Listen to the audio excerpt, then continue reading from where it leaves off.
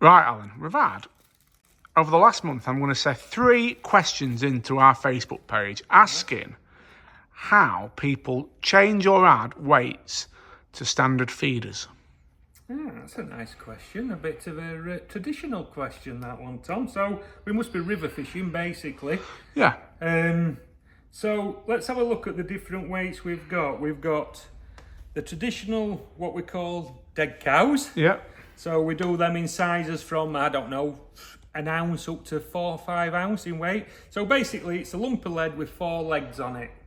We do the smaller size ones, just the standard feeder leads. They're in ½ ounce, 3/4 ounce and maybe an ounce. Yep. They've got 2 legs on them. Then we have these ones. Now these ones are very good if you just want to like critically balance a feeder. Yeah. They're good. I tell you what, these are good for as well. You know, if you're wanting to just make a bit more weight on bottom of a flatbed feeder, like a method feeder or something like that, and it's just not quite what you want, your normal standard feeder. These ones work brilliant on there, and I'll show you how to put them on anyway in a minute. And then we've got these little beauties here which fit onto we sell tons of Nisa feeders, but not many people know about the leads what actually fit onto the sides of Nisa feeders. So these are basically the standard ways of putting extra lead onto your feeders. Now onto the actual feeders themselves, this is just a Camasan black cap. What we used to use on rivers many years ago, or what lads still use on rivers now. Trent, Don, Severn, Avon, places like that. Sometimes you have to mess about with your leads, just opening the legs up and stuff like that. But basically all you do is the legs fit through the holes on the back of the feeder. Yeah. Like that. And through the other side, and then sometimes you might need a pair of scissors or a pair of pliers, something like that, just not to cut them but just to push the legs in. Let's come in and have a look what you're doing. So you just literally pushing the legs in. Come out a bit. That's it. So it holds on. I can see. Show me from that angle again. Can you see like that? Flattening them down. Yeah, just flattening them down. As you've pushed them through the holes, they're sticking up, and obviously if you're casting them out, they could fall off. Yeah. So all I do is I use a pair of scissors. Yeah. And just flatten the legs down to the back of the lead on the inside. And then you've got a 3 ounce feeder from an ounce feeder as quick as that. Yeah. Or a 2 ounce feeder or whatever. Nice. Sometimes when like we usually do, mess about and chop things up and chop things down. Some of the feeders you can't fit them straight on like that with the 4 holes if the holes don't line up or something like that. And sometimes all I used to do was cut 2 of the legs off with a pair of scissors because it's only thin lead. Yeah. Cut 2 legs off and it still hangs on with 2 of them on anyway, so it's not going to go anywhere. But that is the standard way of just adding extra weights to your feeder.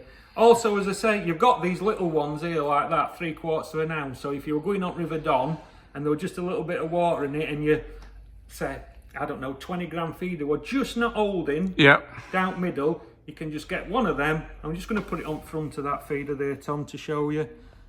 And that just pushes through. Again, you just have to work it in with your scissors. Like that. Look, and then it can hold on to front as well. Beautiful. So just hold it on. And sometimes you might need a feeder like that if it's raging through or something like that. Add extra weight to front of feeder as well as the back. It stops them rolling then as well.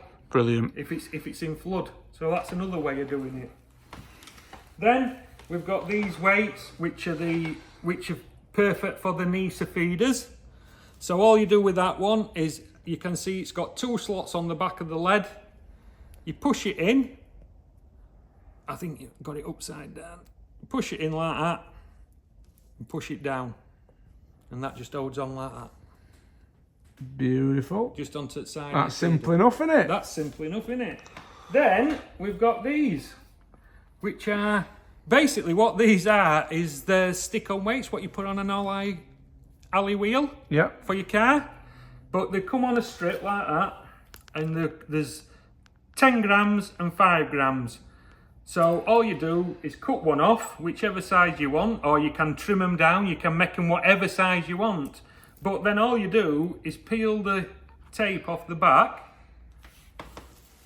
and stick that So that's a 5 one. If we stick that on there, we've got a 10 gram. Yeah.